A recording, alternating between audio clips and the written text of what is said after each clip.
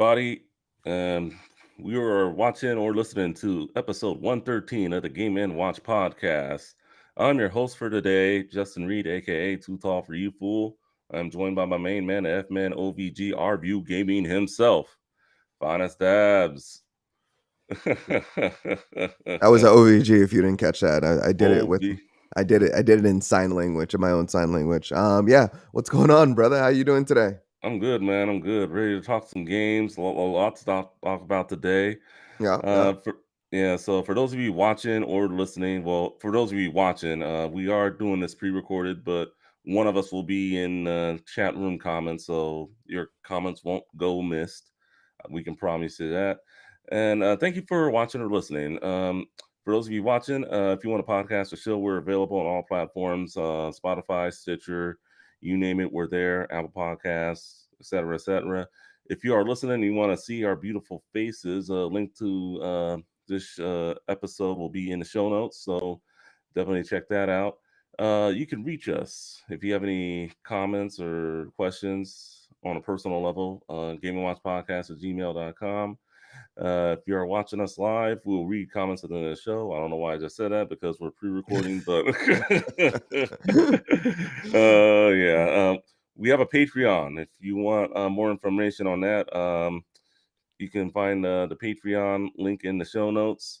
And anything about this episode will be in the show notes, including our personal info as well. So definitely check that out. Otherwise, yeah, man. How's it been? How you doing? What you playing? Let's see. So I'm working my way through. I'm finishing up, I should say. A Plague Tale, Innocence. I just did a spoiler cast with the Dukes of Gaming podcast Shout out on. to them. Yeah, I get to definitely shout out to them on Thursday with Alfredo and and Thomas, and Mm, then also Matt Bliss from the Dead Drop podcast was also on the show. So we chatted it up. We got to talk about that game, break down our favorite parts, break down the gameplay, and just the game overall, and compared it to a couple of our other favorite games.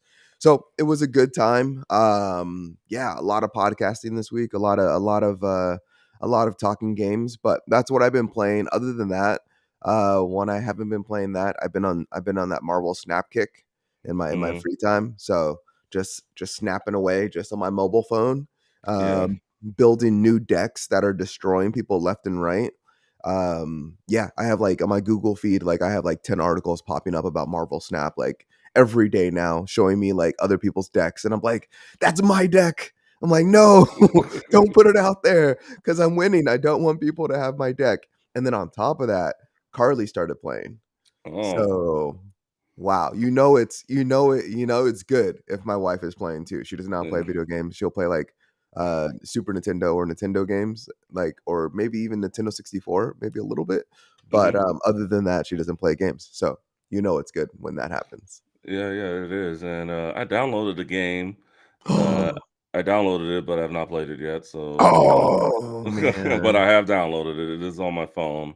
It's I, okay. The PvP hasn't come out yet. So uh, when that comes out, they said it'll be out by the end of this year, but the year's almost over. So I hope they get it out. But once they get it out, we can play against each other.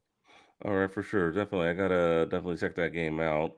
When I got time on my mobile phone, well, downtime on my mobile phone if I'm not looking at messages and all the other stuff that comes with smartphones that we had no idea would come with smartphones when we Yeah. first saw a cellular mobile phone. I'm just being honest. Hey, bud, Um, what have you been playing? And yeah, what have you been playing? well, let's see. I guess first things first.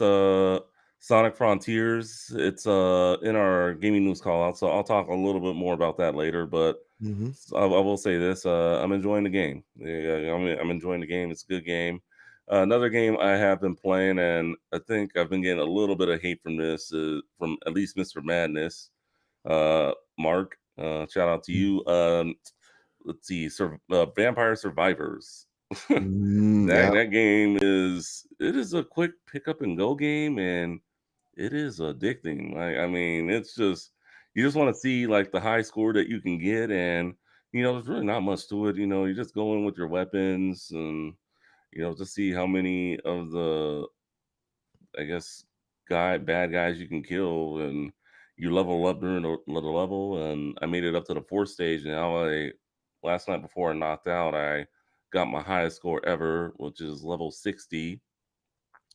And so, I mean, yeah, I'm doing pretty good in the game. I've unlocked a lot of stuff. It's a lot to do, and just don't.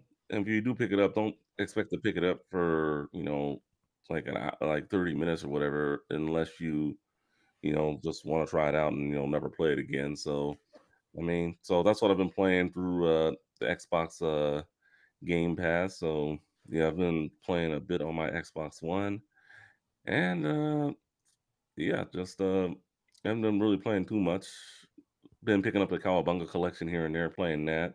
So, Mhm. so yeah, just that's about it. What I've been playing. So Okay. Nice. taking a little break from Railgrade, but I'll try to get back on that soon. All right. So yeah, that's what's new with me, and yeah.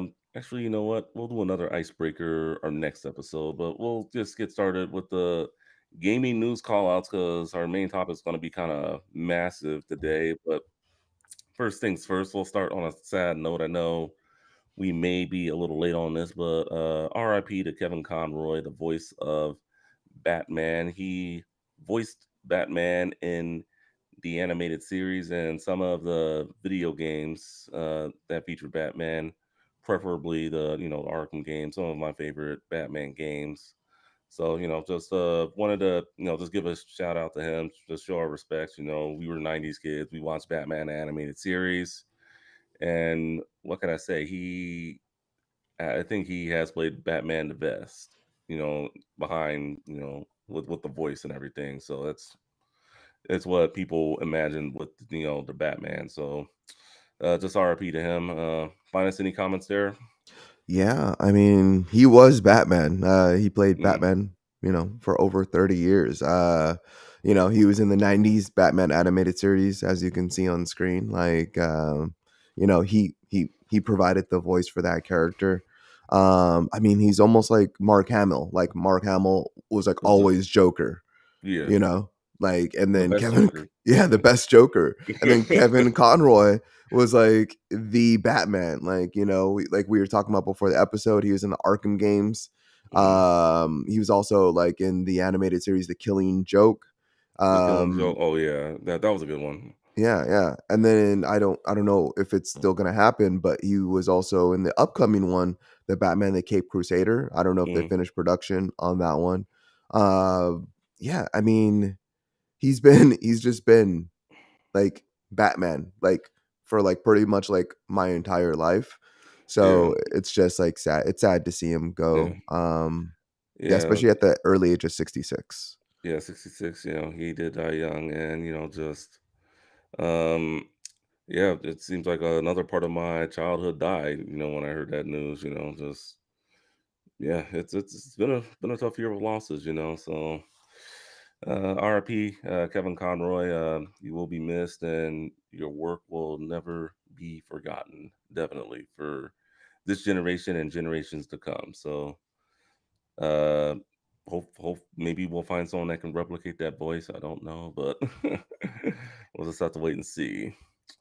All right, moving on. So Sonic Frontiers, we will get into that right now, and apparently the game is being review bombed by its own fans. Have you ever heard of this? A video game reviewed bomb by its own fans.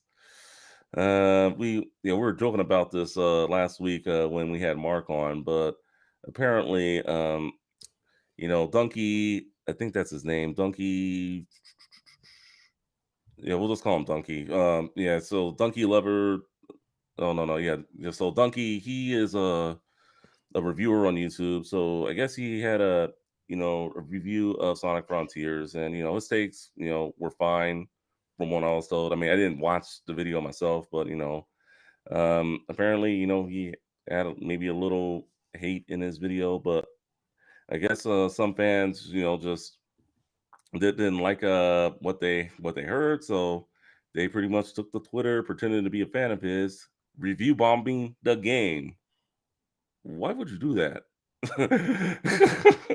Kind of funny to me, but it's like you're hurting the game that you like.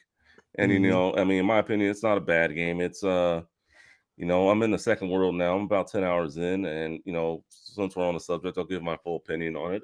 It's definitely, if have played a Sonic 3D game before and you liked it, you will like this one. I will say that. It's not just an open world game, like Breath of the Wild or Elden Ring or anything like that, where it's you're just in one world and you can do what you want. You go to multiple like islands. So I mean, you do that, and then open zone.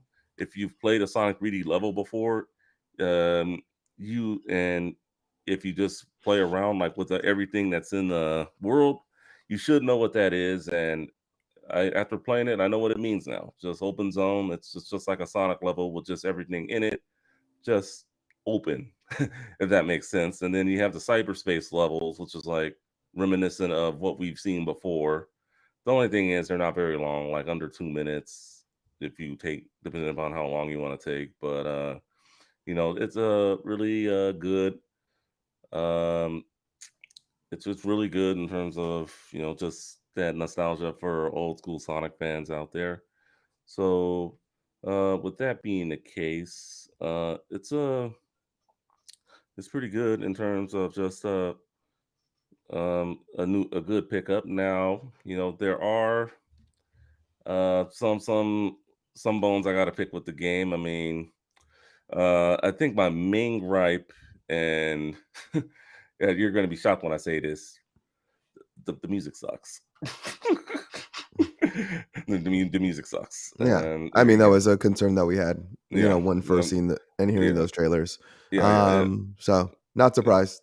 yeah. Yeah. So the music does suck, and then they can, just I think other gripes I have with it, just I mean, I know once you like piece out like the maps and all that stuff, but maybe give like a little more sense of direction, like just going through it. But it seems like it just wants you to go all over the place. So, like I said, it's that open. But I mean, otherwise, just the graphics are good. Gameplay is, pretty nice. It's a step in the right direction, and if the Sonic team can just build on this formula, I think we'll be fine. In terms of Sonic Mhm. 3D games, just living. I mean, they did set the bar, pretty high to be better than Sonic Forces, and it is. Yeah. Yeah, Sonic Forces, not a great game, but I mean, another fact that I saw too. I don't have the link in front of me, but apparently, this did really well in Japan because it is the highest selling Sonic 3D game since Sonic Heroes. Now we're going back 20 years with that game, or like 18 years with that game. So the fact that it's the highest one since that one in Japan, it tells you that it's definitely going in the right direction. Now, if they could just capitalize on it. I Yeah. mean, what are your thoughts on this whole Sonic Frontiers review bombing mess? Um, I don't know. It's kind of just annoying. I really like because for every person that's given it a 0, there's also the opposite end. There's people giving the game 10s because people are giving it zeros. Yeah, So it's like this just ongoing battle. Some of these zeros are being deleted, but the 10s are not being deleted. So it's just like where where does it fall? Like, is this game good? Is this not good? Do I trust the reviewer? Do I not trust the reviewer? Like, or is the reviewer's opinion going to be aligned with mine? In addition to like, do I just like maybe, you know, shoot for the middle or people that I've seen review it before. I don't know. It's just ridiculous. It's almost like makes the platform in mhm, terms of like Metacritic and things like that like useless yeah, because it's not allowing to do what like intended when people are putting up these reviews that aren't really speaking to the game. They're doing it to slight a influencer or they're doing it to offset, they're doing it to offset a negative review that they saw that they didn't think was fair. But yeah, I mean, in Japan, I know you mentioned that a moment ago.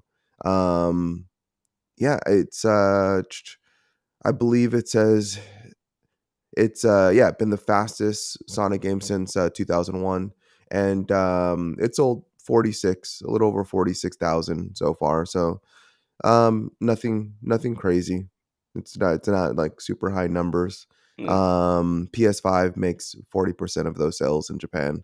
So, I mean, it's something. yeah. But yeah, it's not game-breaking numbers by any means. No, not at all. So, I mean, I just figured I'd point that out just to say, hey, it's going in the upward direction. Yeah. So, I mean, we know that the game's not going to win any like awards or anything like that, but I mean, it's a good game, and it's definitely fun. If you like Sonic 3D games, I would definitely give it a try. It's Mhm. definitely one of the better 3D platformers out there right now. So, I mean, I feel like you got nothing to lose by playing it. I mean, Oh, no, not at yeah, all. I would say if you love Sonic, like, there's no reason to not go pick up this game. Like, it seems like it's a decent Sonic game. Like, yes, it has its issues. Hopefully they yeah, can the patch. music, the Yeah, music. hopefully they Only, can patch those out over time. But yeah, it is what it is. Like, for all the fighting that there was on the internet about, like, with the creator just saying, like, we're not delaying the game, yeah, like, blah blah blah. You guys don't know what you're talking about. Like, to the to everyone that was like, to all the Sonic fans, like, the producer on this game. I'm sorry, not the creator. The producer in this game yeah, was saying producer. all that, and it was just like, we got the game in our hands, and while it's not as bad as we thought, it still could have probably stayed in the oven for a little bit longer. It could have definitely used some more Yeah, development. yeah, yeah. Um, It probably could have, but yeah, I mean, at least it didn't come out to like a bunch of bugs like we've seen with like some other games. So I mean, at least it dodged that. But for the most part, yeah, it like in terms of just like development, level design, even just like other things. Yeah, it could have.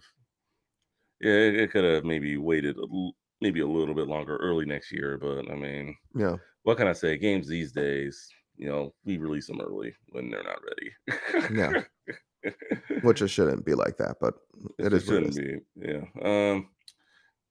All right, moving on. So we'll stay. Speaking of Sonic, looks like the Sonic designer Yuji Naka was arrested in Japan. Looks like him, along with two former employees of Square Enix, were arrested for some insider trading. Let's see. Naka is credited as one of the main creators of Sonic the Hedgehog, and has also worked on everything from Nights into the Dreams to Fantasy Star. Let's see. According to the FNN report, Naka is accused of also knowing about the aiming deal before it was public news, and taking opportunity to purchase 10,000 shares in the company. So he's accused of insider trading, and knowing about the aiming deal. His most famous work was Sega. With Sega, Naka had most recently teamed up with Square Enix on the ill-fated 3D platformer Ballin' Wonderland. He parted ways with the company in 2001. These allegations stem from 2020 when he was still working with Sega. Let's see. So let's see. This doesn't look like good news, but I gotta ask. I know you were working at a particular place a while back, and the Sonic creator came to your place of employment, and you got a photo with him, but you can't find it now. I I Was this can him? Was it? I can find it. It's just like, since that, I mean, that how many years ago was that? I was working Oh in Santa boy, Monica. yeah. I was working in Santa I Monica at want one of to the hotels there. I want to say almost 9 years ago now. Yeah, and it was So it was around E3 time. I remember that. yeah, it was right before E3. That's why he came to my hotel, because he was staying at my hotel in Santa Monica, along with some of his other partners or creators. And yeah, he spoke Japanese and I couldn't understand him, so he had people speaking with me, And then, I was just talking with them, and I was, like, talking to the translators, and, they're telling me, they're like, "Do you know him?"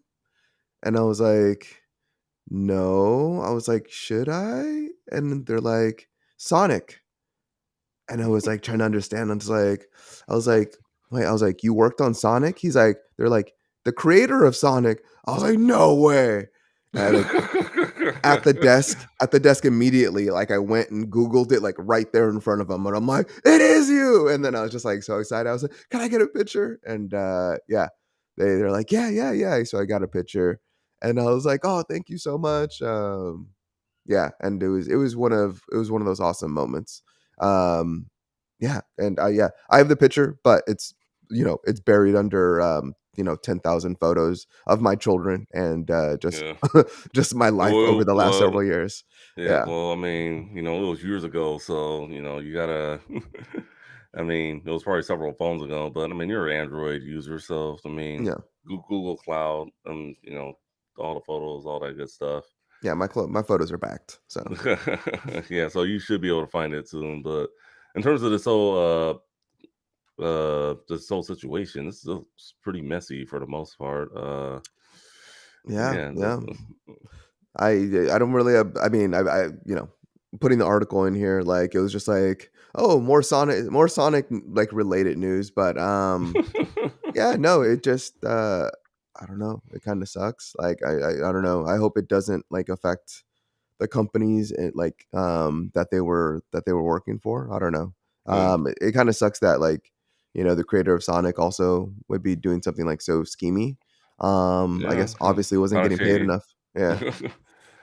Yeah, I mean, definitely. It's yeah, you're a developer of one of the greatest video games of all time franchises, and it's like, oh boy, like makes you think how much Sega and the Sonic teams paying their Yeah. people. All right. Let's see. So, moving on, Game Pass Ultimate now includes free trials for Apple Music and Apple TV Plus. I just renewed my Game Pass, but I didn't get my offer. Or is it just for new people? I think it's just for new people. Or if I think if Mm, you buy a Series X or S, I believe. mm, You can claim either or both Apple trials until March 31st, 2023. They're available on consoles and the Xbox app for Windows. You know what? Now that I remember, I did open up my Xbox One S and I did see something with Apple. So let me see if I can get that Apple TV Plus subscription. I definitely would want to try that out. In terms of Apple Music, my wife has Apple Music. Nothing against Apple Music or anything, but I'm more of a Spotify guy when it comes to my streaming music of choice platform, I guess you could say.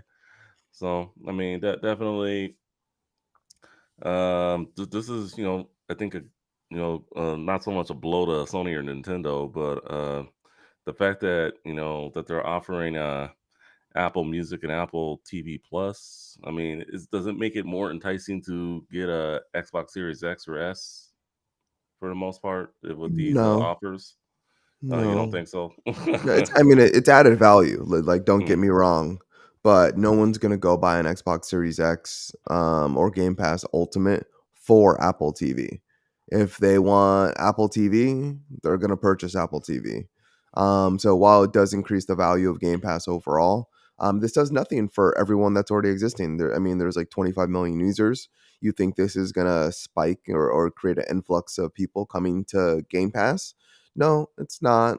And for the people that have already had Game Pass that can't renew this because it's only for new people, it's kind of, a mute point at that point. It's like, well, I was gonna renew my Game Pass if I can get this, but now I can't even get this. So, like, why renew it?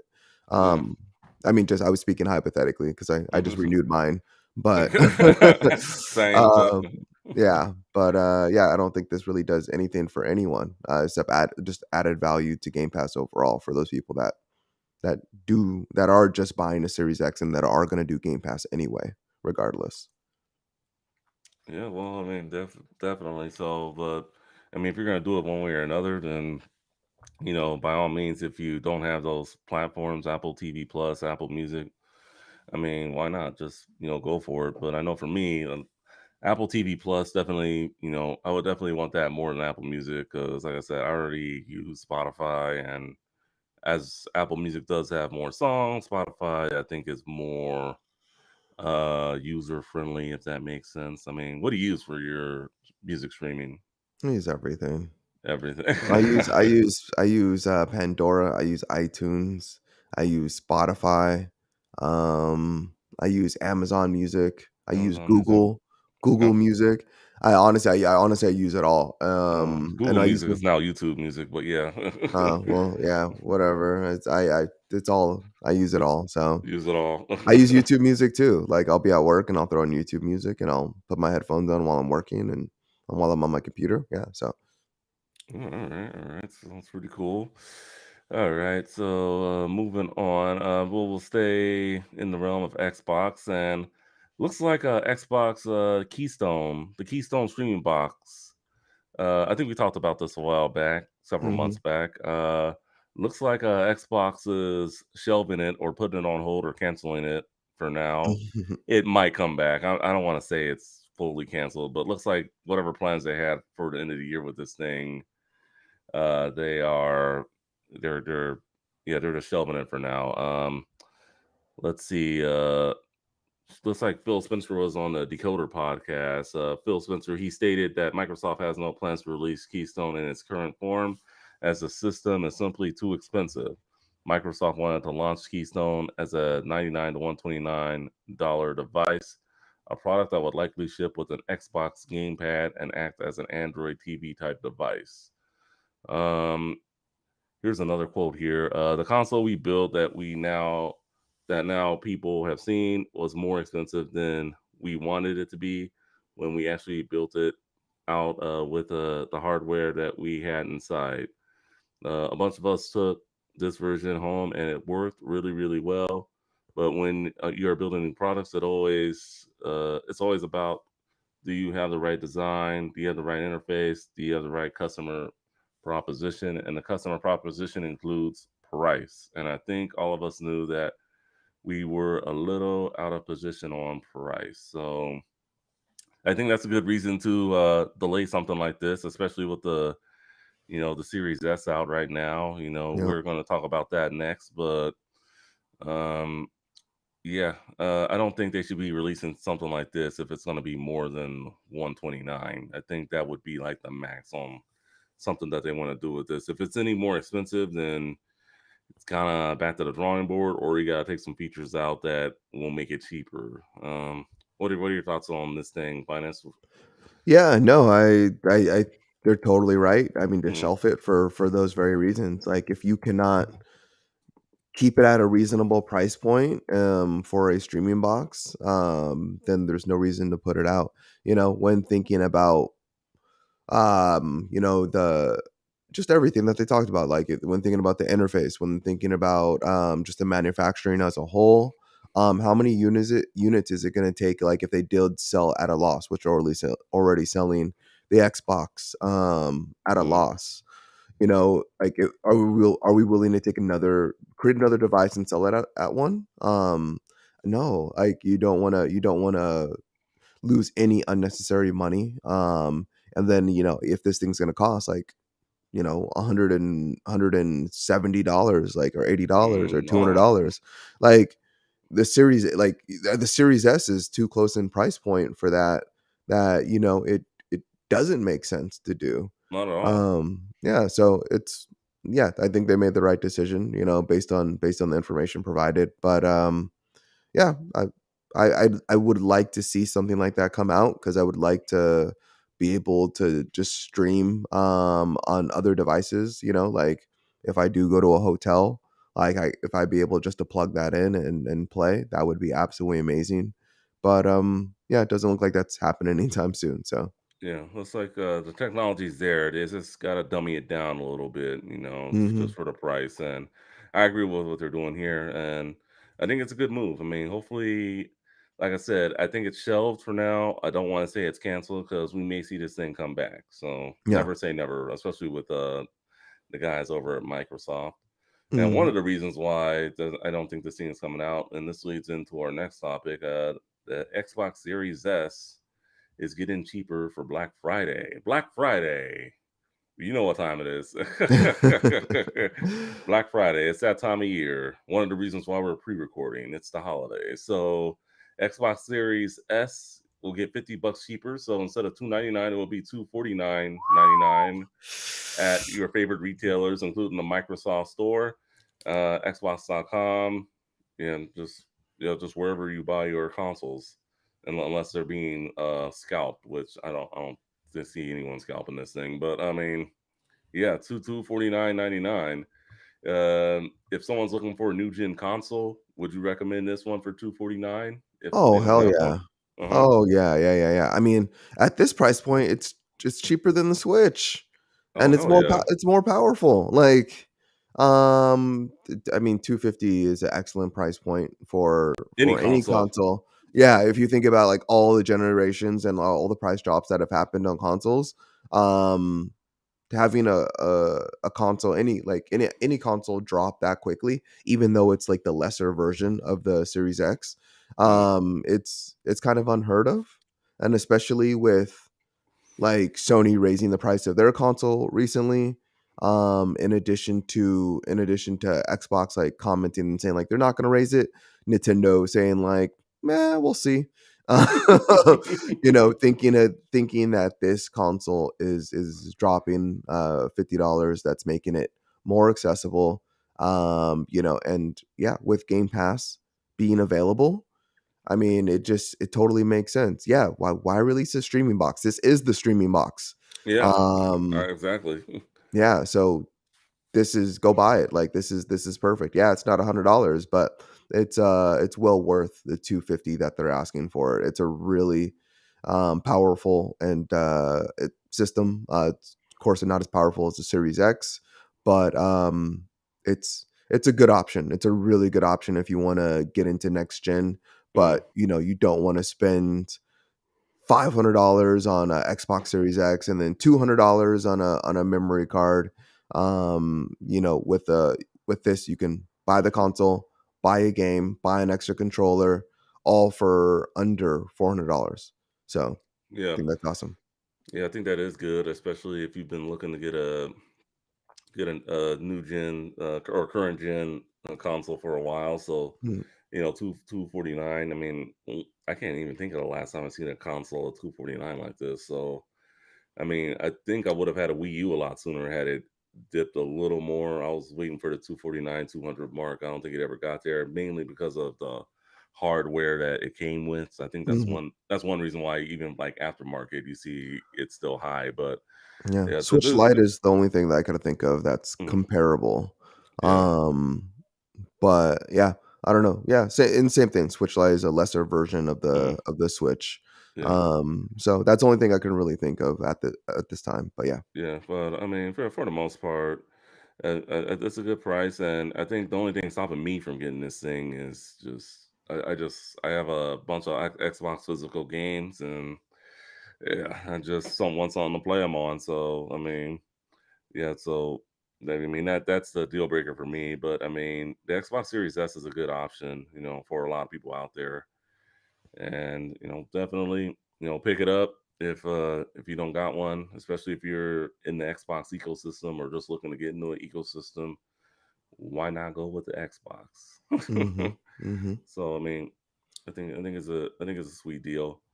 So speaking of Black Friday, where do you like to do your Black Friday shopping at when you get a chance to? I know you got the little ones now, but if you're Nah, getting some games and stuff for yourself, where do you like to go? it's always been the same place. I like sitting on my couch at home,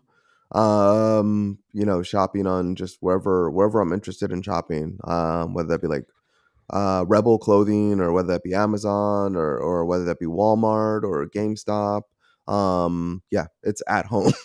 At I home. I'm not dealing with those crowds. I'm not dealing with stupid people. I'm not dealing with the fights, the stabbings, the shootings. I'm not dealing with just the lines and waking up at like, 3 in the morning or the day before and camping out. Nah, not my cup of tea.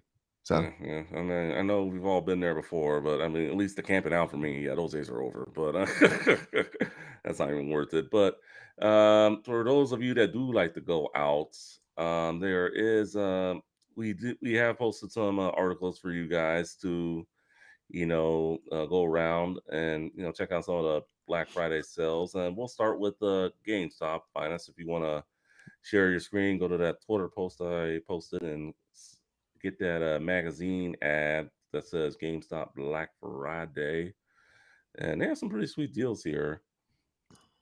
So as he does that, I guess we could start with the Switch, and I think it's the same thing everywhere. The Switch, you get a free game with it, Mario Kart 8 Deluxe. I think it's the same one that they gave us last year, and they, um, yeah, and it's just I don't know, it's just the same old thing where you can just you get that, and then you just have Mario Kart 8 Deluxe because they need to sell more copies of Mario Kart 8 Deluxe. Scroll down on that Twitter and click on that photo. If you click the yeah, click that photo there. Yeah, there you go. All right. So let's see. So I guess we can start on that page. So it looks like they have some I think that's the last it's third page. All right. So it looks like they have some $17 games, $29 games, $39 games, at least for the Switch. You can also get some great accessories. Um Unfortunately, at least when it comes to this, they don't really put new games out for sale too much unless they sometimes they'll have a buy two get one third free, get the third one free. Anything from GameStop that catches your eye in terms of games? I mean, from this article right here, no. Or that's listed in the notes for the Twitter thread, no. All right, Um, hit the left arrow on that photo. It will go to the previous page. Uh, oh, no, I'm no, sorry, down here. yeah, down there. There you go. There you go. So $17 games at GameStop. Xbox One looks like they have Crash Team Racing. I can't see that one there. It looks like the one below it, or they have The Witcher, the complete edition. That looks very good. And the Query, only $17. I think for me, um, I really enjoyed As Dusk Falls. So I'm kind of, I'm not in the horror that much, but I just like the point and click, see what happens kind of thing. So I kind of do have my eyes out on the Query. Other games include NHL 23. Um, let's see, Tony Hawk's Pro Skater 1 and 2, Dying Light 2, $39 games. You got the new Borderlands. Um, some of these I can barely read. It's kind of a bad photo, but and then oh yeah, the second page here with the PlayStation 5, you can read these. PS4, $17 games. WWE 2K22, Spyro, Gran Turismo 7 for $29 for the PS4. Ratchet and Clank $29 for the PS5. That actually might that sounds good. Horizon Zero Dawn $40. A Plague Tale Requiem $40. Anything on this page that you like or you might want to get? You're thinking? No, I have everything off this page that I want. One of the games that you missed was Persona 5 Royale was $29. Uh, I have that. oh yeah, Persona I 5. have Yeah, I can barely see it, but yeah. yeah, I have The Witcher. I have Tony Hawk. Um, yeah, I'm playing Plague Tale right now. I just finished Spider-Man a couple months back. Already finished Horizon. And then it looks like one of the games on the inside of the page is a Formula One game, and the other one's Tiger Woods. Not interested in those games. Not interested in NHL. Yeah, so I've run my gamut for these games. I mean, that's the thing about Black Friday. It's like it gives you opportunity really to buy older games at cheaper prices, Yeah. but I tend to buy my games at cheaper prices during the year. The moment something goes on sale, like I pick it up, whether it's used or whether it's new. But I mean, I pick them for equivalent prices. Like it's like Crashing Racing's on here for $17. Like I've already picked that up from the PlayStation Store, and it cost me like $10. So like seeing this for like $17, I'm like, ugh. Like I'm like, oh no. And that game is so old. Like a lot of these games like are like very like they're not even like within the last 2 years. Like half of them are, half of them aren't. And the ones that aren't that like are like 2 years old, like or older, are they're still not cheap enough, or they're not comparable. It's not, these aren't great deals. It's Yeah. it's, it's essentially what I'm getting to. All right. Well, Um maybe Target might have some great deals if you want to pull that one up. I think, yeah, they released their Black Friday ad, so they had some pretty sweet deals here that I think you might actually like. Well, maybe. Well, if you don't have it yet. So we'll just talk about the games here. So as you pull that one up, but Target low key, I think, is a great place to buy video games. So, definitely. Are you guys a Target family or a Walmart family? Since we're on the subjects.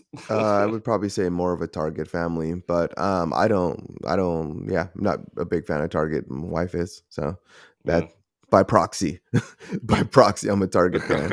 I used to take her to Target on dates. Like she loved Target, like going to Target and just like looking around and shopping so much. Like I just be like, want to go to Target and hang out, and she'd be like, yeah, and I was like, all right, let's go. People actually go to Target to hang out, and well, I mean, they do have that food court, so I guess you could take a person on a date Yeah, there. people do it all the time, bro. Like I remember when I went, I remember when I went to Utah, and I went to this small town called Logan, Yeah. and like I was like hanging out with the kids from the local college there, and they're just like, hey, what do you guys want to do tonight? And they're just like, I don't know, like should we go to Target? I'm not Target. Should we go to Walmart again? And like they're like, "Yeah, let's go to Walmart." So we went, and then there was like 50 kids in the parking lot at Walmart just hanging out. They go in, Damn. they buy some like beers, or they buy some some food and some snacks, and they're hanging out like in their cars playing music in a Walmart parking lot. So it's definitely a thing. It may not be a thing like in bigger SoCal, cities. yeah. SoCal, yeah, we're not Not going to go really. hang out at Walmart, but people are doing it. So, All right, you got the thing pulled up for Target deals. yep, got it right there.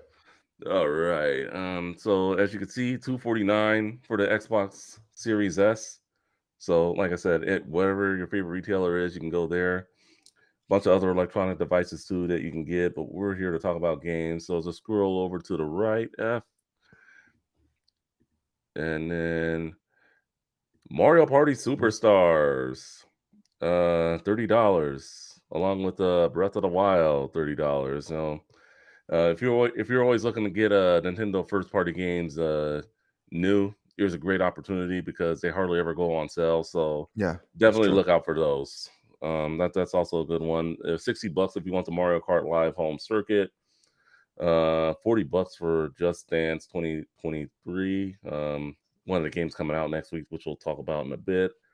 Um, other games that are $20. You got the Cowabunga Collection, a game I know you don't have yet.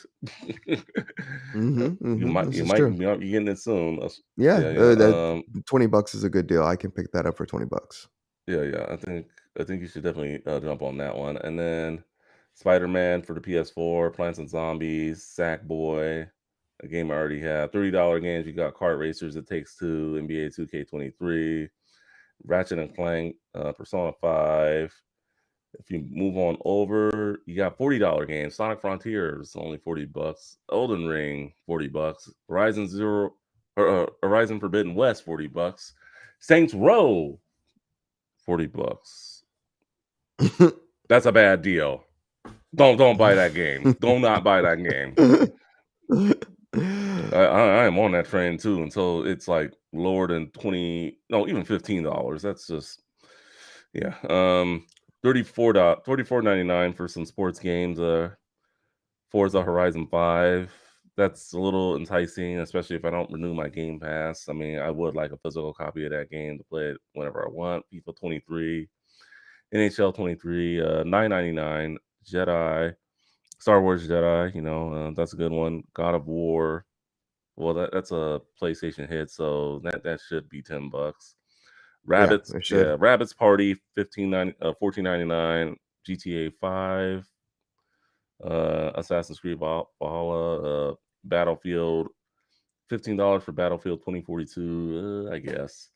And then if you scroll to the right, you see some deals on some controllers, 49.99 for some PS5 DualSense controllers, Xbox wireless controllers, 44.99, some headsets, all that good stuff, and then just more deals like on TVs, watches, and phones, and all that sort of stuff. So, lot of good deals here. Anything you see from Target that may want you to hang out at Target or go to make want get Carly into Target for Black Friday? No, no, we won't be going to Target for Black Friday. I would say the backbone might be something that I might get since I've been gaming more on my phone. I see Mm, that for $75 here. So that may be a consideration. Totally upset that the fact that God of War, the Game of the Year edition, is well, actually it's showing here for $9.99, so never mind. But yeah, that like the only two games that are $9.99 or being advertised at $9.99 is God of War, which came out 4 years ago, and mm. then the a Jedi Fallen Order, which came out like 5 years ago. Um, so I think that's ridiculous. Our mic. Let's see. Oh, I believe our mic is being sold here. I don't know if that I think that's a lesser version. There's two versions of our mic that we have that we use to podcast. okay. Great mic, either one you get. So there's one that doesn't change colors, Oh, and then there's yeah, one that changes colors. I think the one that doesn't change colors is the red one, so Yeah, that's the one that they have here for $90. So it does pretty much the same thing, yeah, ours just changes colors, so yeah, I ours think is you just has the RGB. Yeah, yeah, and you can do a little bit more, but for the most yeah, part, if you are a podcaster, good mic, and even just to plug it into your console and use it, because I've used it on my PS5 before, it's a good mic. yeah. Very Yeah, good mic. it's a very good mic, I still have yet to use it on my PS4, or in my Xbox, and so I'll have I've to try used that it out. I've used it on my PS5 like once or twice. Yeah, I sounded crisp and clear. It was great. So that definitely a good one. So um, with that being said, I'm just gonna go through a couple more of these Black Friday deals. So let's see. Looks like Microsoft is having their deal. Let's see if I can go up to it. Let's see. Discounts there. Assassin's Creed Valhalla, $20. Batman Arkham Knight, $4. Control, $9. Cyberpunk, $30. Deathloop, $20. FIFA 23, $42. Lego Star Wars, The Skywalker Saga. That's a good game. 30 Mhm, bucks. Madden NFL 23, $35. NBA 2K 23, $35. Persona 5 Royale, 45. Red Dead Redemption 2, $10. Resident Evil 3, $10. Scarlet Nexus, $15. Star Wars Jedi Fallen Order, $6. Tales of Arise, $24. The Witcher 3, $10. And Tiny Tina's Wonderlands, $30. Um, so let's see. And then go to Sony. I'll just run through these real quick too from Sony. A Plague Tale, Requiem, $48. Assassin's Creed Valhalla, $20. Cyberpunk, $25. Death Stranding, Director's Cut, 20 bucks. Demon Souls, $30. Destiny 2, Witch Queen, $20. Dying Light 2, $30. FIFA 23, $42. Ghost of Tsushima Director's Cut, $30. Gotham Knights, $42, which I guess is an okay price. Uh, GTA 5, $20. Kena Bridge of Spirits, 20 bucks. Would you get that game? You played it. Is it worth $20, you think? um, uh, I mean, to each their own. I don't know. I would say, yeah, I guess. Like, I don't know. I would pay $20 for that game. Okay. Yeah. Madden NFL 23, 35. NBA 2K 23, 35. Ratchet and Clank Rift Apart, $30. Red Dead Redemption 2, $10. Returnal, $30. And Spider Man Miles Morales, $20. And so, with that being said, we already went over GameStop. And let's see, anything from GameStop that we may have missed. I guess the Cowabunga collection is also $20 at GameStop as well. So you can check Mhm. that out. And then the Pokemon games, you can get Brilliant Diamond, Shining Pearl, and Snap. Sword and Shield, all $40.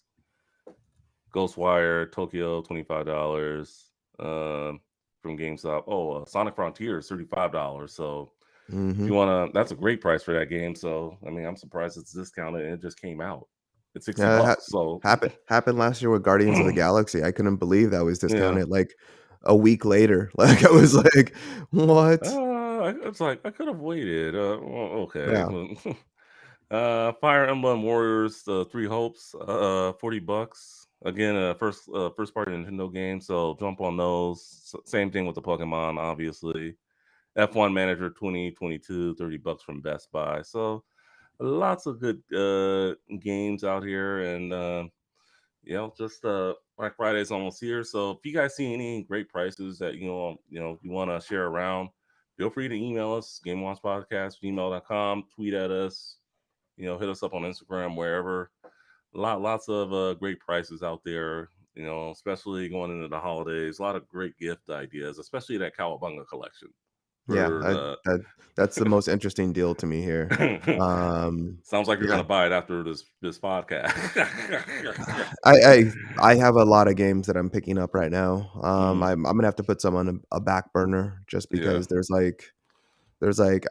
2 games that I'm gonna buy this weekend, and Mm, then there's gonna be, a couple other games that I'm interested in that I'll probably be picking up fairly soon, so, yeah. Yeah. We're not even to December yet of what's coming out. yeah. All right. So enough with the Black Friday. Speaking of which, if you guys are watching or listening, well, watching mainly, hopefully you guys do have a happy Thanksgiving, at least for our U.S. fans. Happy Thanksgiving and a safe one. And if you are Mhm. shopping on Black Friday, and if you're going out, be safe out there. So I Yeah. figured I'd throw that out there. Okay, last but not least, we get into our main discussion of this episode, and it is the Game Award nominations. And there has been, a little bit of a controversy here and there with it, but Finance is going to pull up the nominees, see what's been nominated, and then go over if we agree, what's been snubbed, what deserves to be there, obviously, and just go from there and make our predictions. So I know you can vote. So are we voting? I know we're going to vote individually. Are we also going to vote as a podcast? You can't surprise me like that. No, we won't be voting as a podcast right now. It was just a question. Yeah, All right, no, we won't be voting as a podcast, but for those of you co-hosts out there, just definitely let us know what you think we deserve, what deserves to be on there for best game, each category, all that stuff. So where do you want to start first? Game of the year, or do you want to start somewhere else? it's up to you, my friend. Okay. Let's go to. I guess we can work our way up to the best one. So let's go to best debut of an indie game. We can start there. All right. Let's see. Please point me in the direction of when you. Lower right, lower Okay. right hand corner.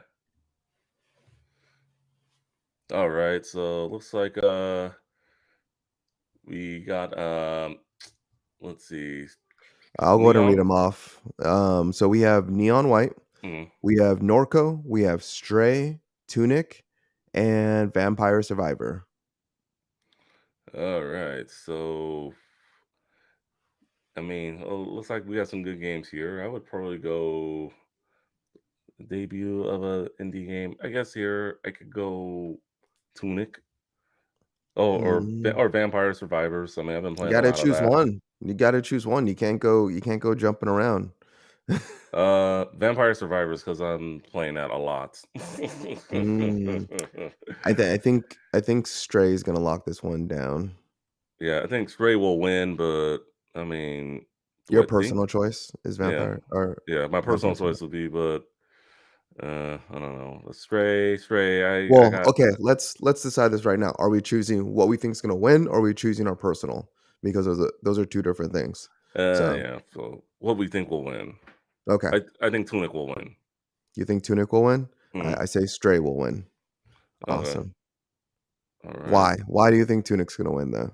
It was great adaptation, great adventure game. I know it got a little heat in the beginning for being like a rip off Zelda, but it's a good game for the most part. Mhm.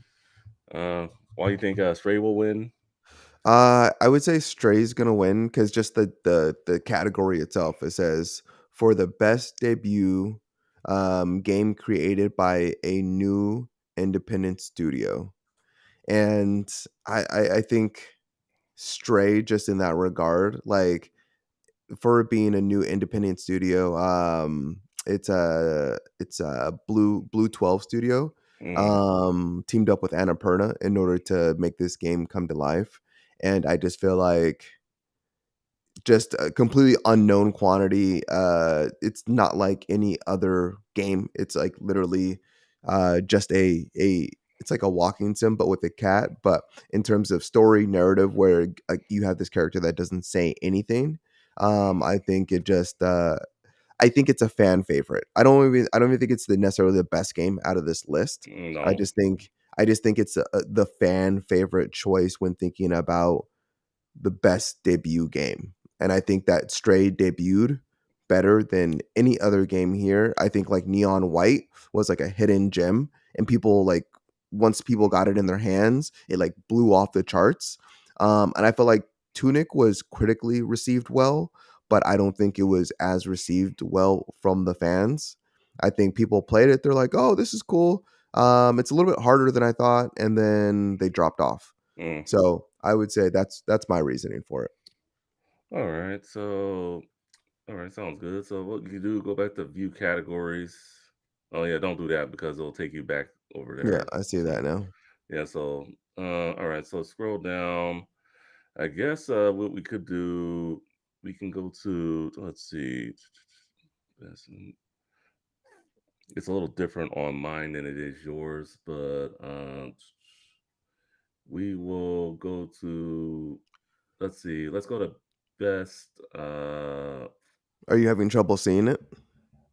Yeah, yeah, go. Yeah, what I want to do next, to go to most anticipated. I think it might be a little lower. Okay. Most, uh, Most anticipated game. yeah, yeah, there it is. Yeah.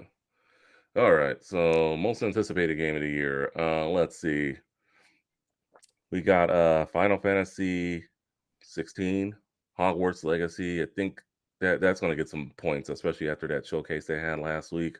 Mhm. Resident Evil 4, Starfield, The Legend of Zelda: Tears of the Kingdom. Um, Zelda just has too much of a hardcore fan base. I think The Legend of Zelda: Tears of the Kingdom will win this. Yeah, I Yeah, second that. Like, it since it got pushed back, I feel like it's even more anticipated. yeah. Let's see, and it says here, most anticipated game, recognizing an announced game that has demonstrably demonstrably illustrated potential to push the gaming Mm, medium forward. Actually, so I don't know. Just based on like if we're basing it on what the reasoning is for putting these games in here, like it's not just most anticipated. mm. Like it's recognizing an announced game that has demonstrated, I think is what that's supposed to say, or illustrated potential to push the gaming medium forward. Do you feel like Zelda is potentially pushing the gaming medium Well, we haven't forward? seen much of it, so I really, it's kind of hard to tell. But I mean, Mhm. personally, and I am going on a limb here, especially, I think Yeah. this may shock you. I'm coming out of left field. I think Mhm. I would like to see Hogwarts win. Hogwarts Legacy. Based on what we've seen, I would love to see Hogwarts Legacy Hmm. pull it out. If I had to like if I had to like after reading that, after thinking about like the other games in this category, I think Starfield would probably be the game that would be pushing the medium forward the Mm. most. Yeah, So I'm gonna go ahead and say Starfield. I'm locking in my vote. locking in your vote for Yep. Starfield. Yep. I All right. switched from Zelda. Yep. I'm locking in Uh, Starfield. yeah, I mean, right now, I think Zelda will win, but I think Hogwarts Legacy will be my vote when I do so. So go back to view categories. View categories is in the middle there, on the right side. Yeah, there you go. Thank you.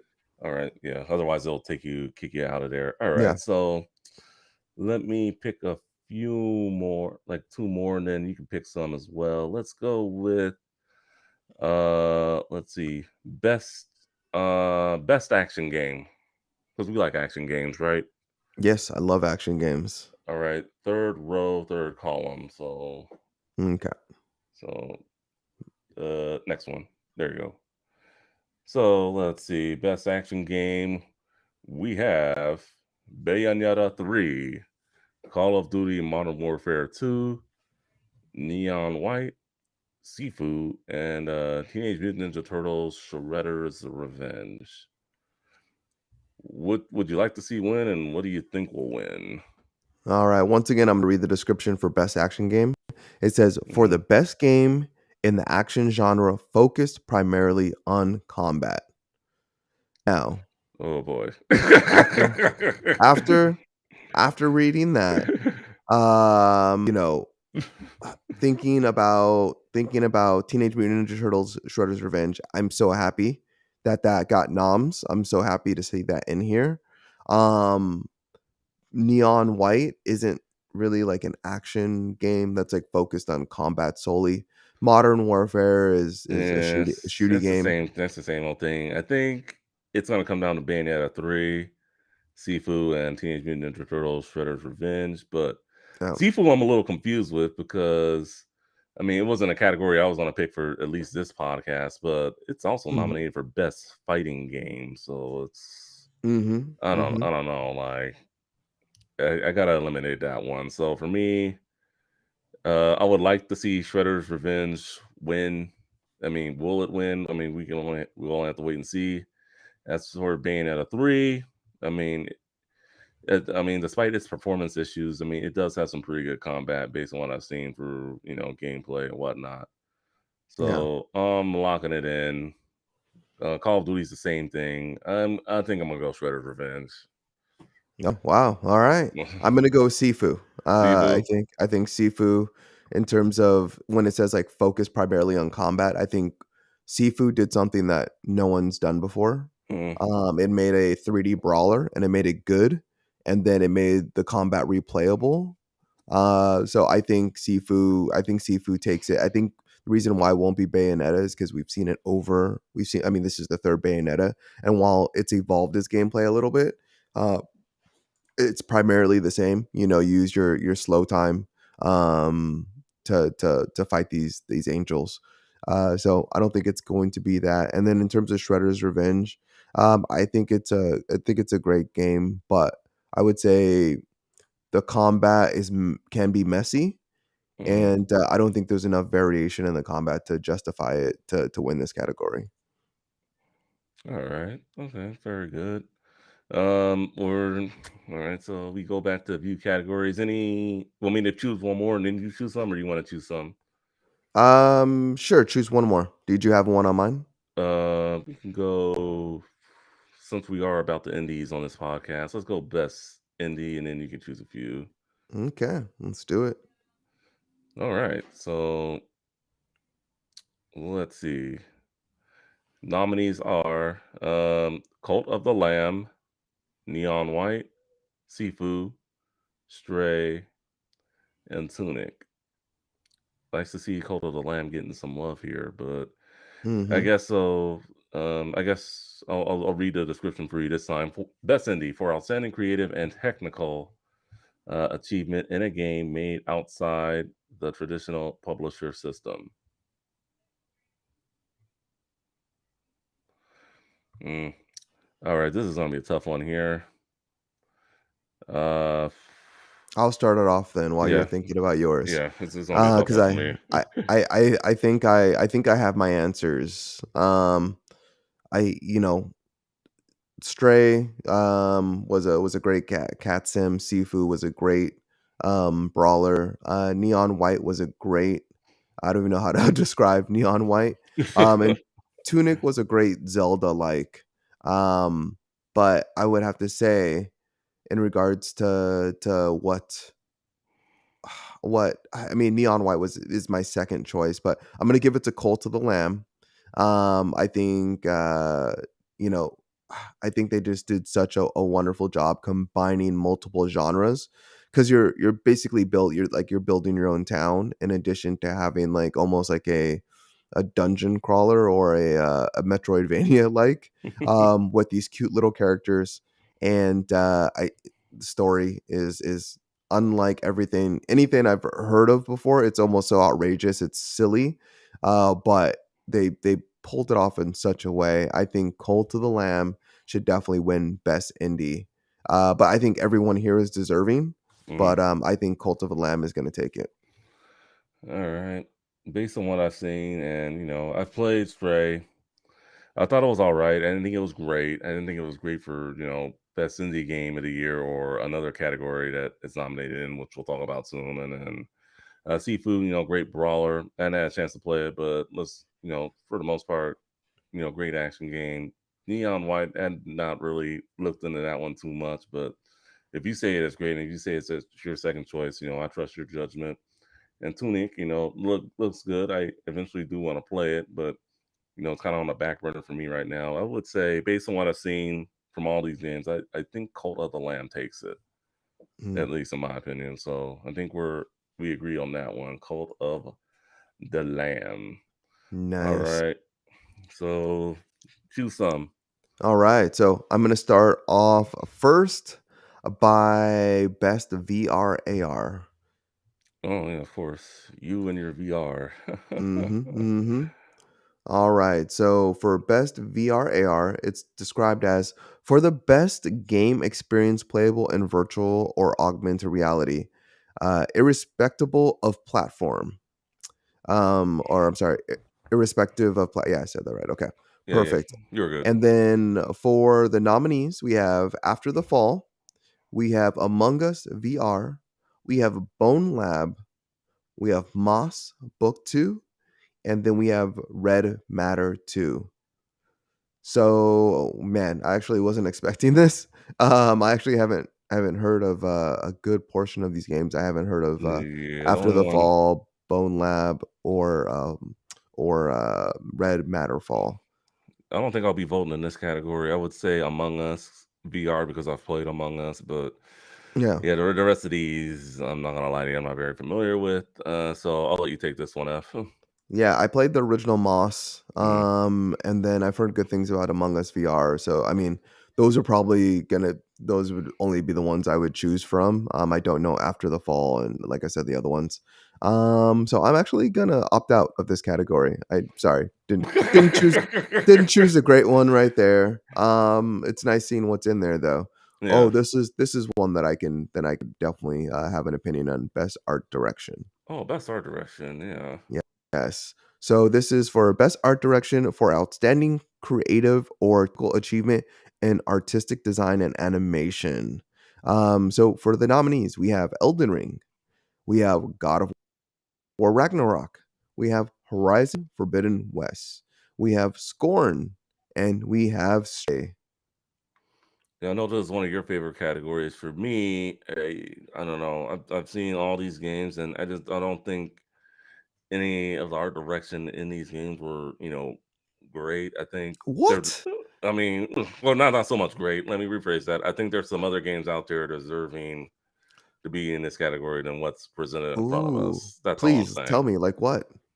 Well, I mean, maybe I'm being biased here. Shredder's Revenge. It took them a long time to do those palettes, man. Like those Those colors, sprites, yeah. those sprites. Yeah, palettes. Yeah, sprites. So it's. I mean, why isn't that on here? I mean that's one game I can think of at the top of my head, but I mean, I'm sure, like I said, you're more of an art guy than I am. So, or the new game that just came out, Pendiment. So I decided to put on some music for us. Um, yeah, I don't know. Pentiment just came out, so these nominees were chosen prior to Pentiment coming out, but it could be available for next year. Yeah, maybe. I mean, because I like the art style in that game. So I mean, but I Yeah. mean, I guess if I were to choose something, maybe Elden Ring. I guess. I'm just taking a Okay. stab at it here. Just No, I think Elden Ring has a good shot. I think mm, Scorn is going to take this one okay. because we've seen monsters. We've seen. crazy creatures from Elden Ring and Demon Souls and um, Bloodborne and all these other Soulsborne games. God of War Ragnarok, definitely a technical achievement in Mhm. regards to what they do with camera angles and things of that nature. The art direction is absolutely incredible. The graphics are incredible, but it's I don't think it's doing anything extraordinary. Horizon Forbidden West, I think, would have been a strong, really strong contender for this Mm. if Scorn hadn't come out. Scorn takes surrealism and put it in a game. They took art and created a video game out of it. I think that can't be ignored. So I think Scorn definitely takes this category hands down. I don't think there's any question about it really, but Okay. I could be wrong. Well, I guess only time will tell. All right. Sounds good. So I'm just gonna go with Elden Ring because it is a game I have played on this list that I think had better art direction than um, Stray. So we go back to the nominees. Hmm. Anything else you want to go through? Let's see, what are we at? We're at 111. Yeah. One more, and then we'll go through the. Game of the year. Well, actually, let's just do game of the year then, because yeah, All right. we Okay. need to wrap it up. Yeah. So go to game of the year. And all right. So 6 nominees. You got A Plague Tale Requiem, Elden Ring, God of War Ragnarok, Horizon Forbidden West, Stray, and Xenoblade Chronicles 3. So, I mean, obviously, we know that it's going to be a 2-game race between Elden Ring and God of War, unless you think anything else on this list is deserving of it. I mean, There's definitely one game or two games that I definitely do not think to be that definitely should not be on this list. okay, let's hear them. Um, oh, it's A Plague Tale Requiem. Yeah, I As don't think I'm that should playing be that on right there. now, I don't think that should be on I there. don't think that should be on there. It's a great story, and I think it should definitely be a contender for best narrative or best story in a game. As a game as a whole, there's so many things wrong with it, and you can hear that on the spoiler cast, on the Dukes of Gaming podcast, and we all pretty much had a similar sentiment. Mhm. Um, and then there's um, and then there's Stray. Stray. That should not be on there either. That was the first game I No, saw that should not be on there. I mean, I hate to say it, no. but It is was an it? okay game. It was relaxing. It was It was a nice. nice change of pace. I didn't finish But it, but I mean, yeah, yeah, I got to the end and I just stopped. And I was like, this is it's the same thing over and over again. I get there's puzzles in there. The puzzles are ridiculously easy. They're super easy. Um yeah, it's just there's nothing special about it. There's nothing it does enough. I think it was like definitely a nice breath of fresh air in regards to gaming. I think it's like kind of fun to be in that world, just in like figuring out what happened. mhm. But I don't think it's It's a good. It deserving. sounds like a good story, and maybe that's what they're basing games of the year on now. Is it a good story? Or I mean, but in my Maybe opinion, it says here recognize a game that delivers the absolute best experience across all creative and technical fields. So yeah, that's like almost a perfect game. And A Plague Tale was not that, and Stray was definitely not that. I think yeah. Xenoblade Chronicles, while I don't think it meets those requirements, I think it may be like a good third place or fourth place underdog. Hmm. Well, definitely fourth place. Well, it's definitely But better than Bayonetta 3 based on after the reviews came out for that game. So yeah, I think Elden Ring is just gonna lock it in. I don't even think I think well, even with all the fanfare around God of War, I think this time is just Elden Rings. Elden Ring brought in people to the genre that it's not interested in. I feel like God of War, like if you didn't like 2018, you might play this one. Um, but I don't think it's enough to pull like it's probably going to sell like 15 million units, but I don't think it's going to sell like insane amounts. I don't think it's going to pull in people that aren't interested in God of War. I don't think it's going to be enough to sway people to like pick up that game. Where Elden Ring, everyone was picking up Elden Ring. Everyone was playing Elden Ring. And I think it did things that people just haven't seen in gaming, and I think it did it well. Yeah, for me, it's a tough one, but I think I gotta agree. I gotta agree with you. The piggyback on what you said, Elden Ring. A lot of people were buying it. I bought it. You Yep. know, I had to see what was so big hype about it, and like I said, even though I, you know, sold it and whatnot, I see why people like it. You know, and definitely it attracted people to that genre of video games that had never played it before. So it's Yeah. like, so I mean, I do see it winning. Um, and you know, with the rest of the games on this list, I do think it's the best one. So I mean, it is going to be a popularity contest in a lot of these categories between Elden Ring and God of War Ragnarok. And then I know you played Horizon Forbidden West. You don't Yeah. think that has a chance either? Well, I, with I others. I I don't with Elden Ring and God of War being in there. I think almost putting like releasing God of War this year cannibalized Mhm. Horizon Forbidden West. I don't think Horizon Forbidden West would have beat Elden Ring, No. but I think, man, I feel so sorry for Horizon and Horizon fans. I think Horizon Forbidden West did everything right. They improved the gameplay. They gave us surprises. They had a great story. The graphics were absolutely incredible. The gameplay loop was incredible. And the gameplay loop got better with updates. I think they did everything right. The story took me in places just that were so unexpected. I think the biggest problem with that is it felt more of the same, and I don't think the gameplay had enough punch, enough impact, enough big surprises during the overall story, that are going to take us away from Elden Ring or take us away from God of War. And man, if Horizon Forbidden West would have came out last year, I think it would have had a good chance to win. Mm. I think it would have taken It Takes Two, and I think it maybe, yeah.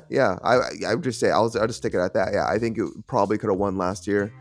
So I love Horizon. I want to jump back into the game. There's been so many updates and so many changes. I love that game. I would play that game over God of War. Mm. Um, and so that's just me personally. I'd play it over Elden Ring also, but in regards to it winning over these games, I don't think it's going to. Yeah, and I respect Elden Ring and God of War so much. They're absolutely amazing games, but I don't think Horizon just has enough behind it in order to take those two out. And if it did, I would be celebrating. I'd be probably one of the few people celebrating. I'd be on Gorilla's Twitter, and I'd be like, "Fuck yeah, yeah!" I'd be celebrating so hard. But yeah, we'll see. We'll wait and see. I'll my choice is Elden Ring for sure. All right, so folks, if you guys want to vote for the game of the year, go to uh, thegameawards.com. You can also vote on their Discord server. I believe it will link you to one of your social media accounts, so you cast your votes in. We will not be voting as a podcast, unfortunately, this year, but we will be putting our individual votes in. So yeah, be sure to check out the Game Awards December 8th. We will do our best to try to stream it. More than likely, it'll probably be we'll play about a year that week, more than likely, and then just to go over the games that had the most nominations: God of War Ragnarok with 10, Elden Ring and Horizon Forbidden West with 7, Stray with 6, A Plague Tale Requiem 5, Call of Duty Modern Warfare 2, Immortality, Neon White, Sifu, Tunic, and Xenoblade Chronicles 3 all had 3 nominations apiece. So those were the most nominated games. Stray was 6. That's like kind of, I don't know, man. I Yeah, mean, Stray. yeah, Stray. I don't think it's Yeah, gonna win. I don't even I think it was the best indie game, to be honest. no, I don't. I told you what I thought was the best indie game. No, I don't think it's deserving of a lot of that. Same thing with the Plague Tale Requiem. I don't think it's Yeah, it's deserving of a lot of that. But I don't know. Just I yeah, think there are some games out there that are getting snubbed, but we can talk about all that later, probably when we do our games of the year. yeah, absolutely. All right, so now that that's done, let's go through the release rundown for this episode, and we'll put 113 in the books. Only 4 games coming out next week, and they're all coming out on the same day, November 22nd. So let's get it started. Evil West coming in for the PS4, PS5, Xbox Series X and S, Xbox One, and PC. You also got Gungrave Gore coming to the PS5, PS4, Xbox Series X and S, Xbox One, and PC. Just Dance 2023 for the PS5, Xbox Series X and S, Xbox One, and Switch. No PS4 version this year. Looks like Ubisoft is really trying to move on. And then Ship of Fools coming to the PS5, Xbox Series X and S, Switch, and PC. Um, any of these games take you by interest coming out next week? Um, no, no, not really. Uh, I also, I'm looking forward to Just Dance. No, I'm just kidding. I already know you don't dance, so No. yeah, you're hilarious. Yeah, no, nothing here really intrigues me. There's like I Yeah. said, there's a whole bunch of games that I'm picking up. Need for Speed Underground. I'm sorry, Need for Speed Unbound is on my list. The games I'm picking up this weekend, I'm picking up God of War, and I'm also picking up ta- org Tactics Org. Am I Okay. pronouncing that Yeah, right? Texas Org. Yeah, Yeah, I believe so. Yeah. yeah, Tactics Org. So those are the 2 games that I'm picking up this weekend. Um, yeah, yeah, everything else is kind of sidelined, as I finish A Plague Tale Requiem. And then, yeah, I guess those are my games right now.